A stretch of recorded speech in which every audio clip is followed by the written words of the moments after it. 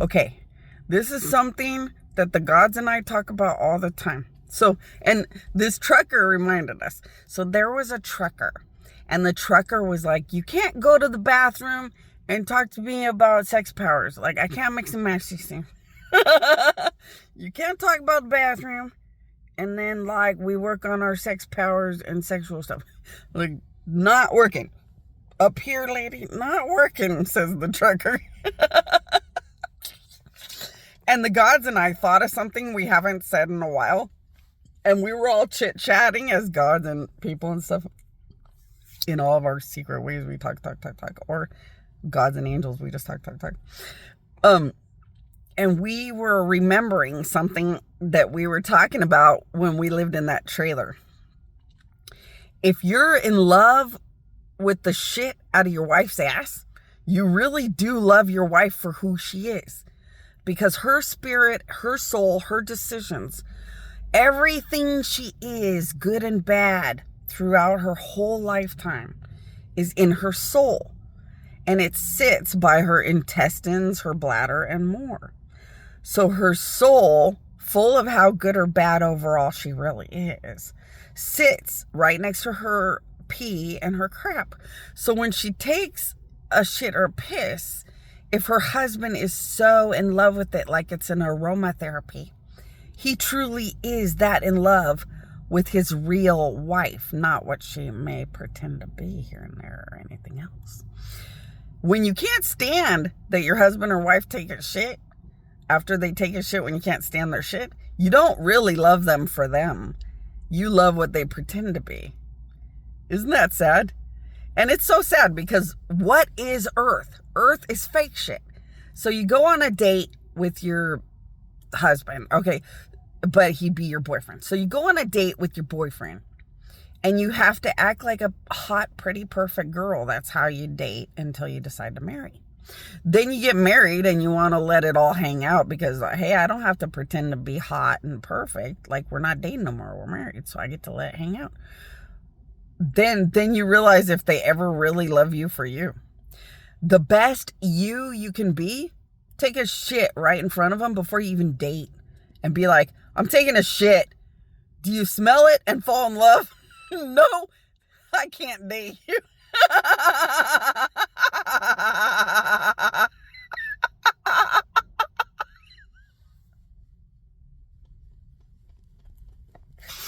Okay, 5 billion tons of people are just laughing their asses off that I'm out of my mind. But really, God's cut through the shit. That's what it is. A God, an angel, Jesus will help you cut through the shit. Everything is a crock of shit. Everybody's always fake. Everybody always misrepresents. And then you get married to them and you're stuck. And everybody knows what we're talking about. I mean, every now and then you get lucky. Every now and then you get lucky and you marry somebody and they're still beautiful enough that you're proud that you married them. But come on, let's not lie to each other. Divorce is like, passing out candy down here. A lot of people misrepresent everything about themselves just to get married. Then you're married to them and you're stuck and they're miserable bitches or assholes or something. And they only acted nice until you married them and shit. And then it's miserable. And it happens all the damn time, every walk of life, but people don't want to admit to that shit. See, if you got tired of it, if it got old, if it got so old, you'd walk in like a really smart god or something and be like, take shit. If I cannot smell your shit enough, you are one really fucking good man or woman, and I'll go from there. Really. Because that's what gods do. I'm not going to lie to you guys. See, I don't lie to you guys. I'm like, and gods don't like this, but I won't lie to you guys. Gods will sniff your soul, read your soul, and check the printout of your soul before they ever even get near you or acknowledge your existence to any extent. Isn't that... See, they got tired of the shit. So they learned to cut through the shit. Why? Because a murderer is going to tell you what they want you to hear. They're not going to be like, I murder, and I know I should approach God like I'm in big fucking trouble. They're not going to do that. They're going to be like, I'm a perfect saint, And oh, my poor childhood, if you use your powers to know I've murdered. And the fake shit starts, and the fake shit starts. And just like dating, just like everything, the fake shit starts. So gods will run through the analysis of their soul. And in your soul is everything about you, good or bad, all of it is in your soul. And it makes a smell. It makes a computer printout. It does all this fancy shit. So gods know all about you and know to just stay away from you or something if you're overall not that great or something anyway. And they tag you. They tag you like a little dog tag or a little cow tag. They'll put a little tag right here that says, worthless loser. And they'll ignore you. In life, if your soul is not good enough, it's like you don't even exist to a god. See, they learned from every bad devil, bad demon, bad evil god that bad things are just always up to shit and will never be anything but fake shit and up to shit. So you gotta tag them and be like, unstoppable losers, never want to try to make more than wrong. And you tag them and just ignore them because you know they're never going to be going in a good direction. And there's just nothing else they'll be doing. So you just ignore them forever. So, I mean, you might laugh the way I picked up on 5 billion tons of everyone laughing at me.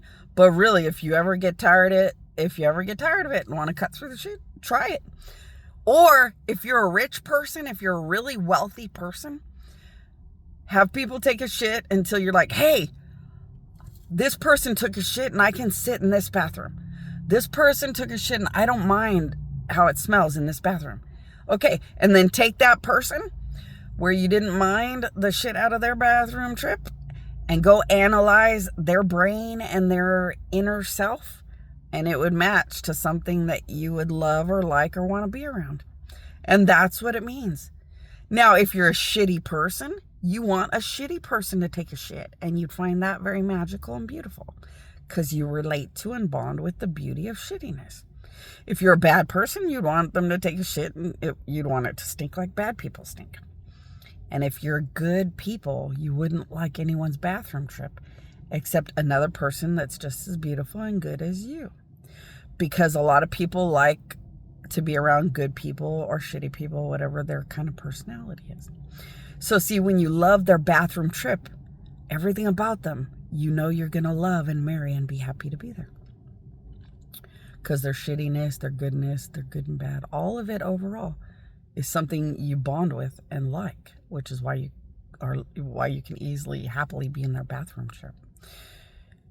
Just saying, it does work. Everybody laughs like I'm insane, but it does work.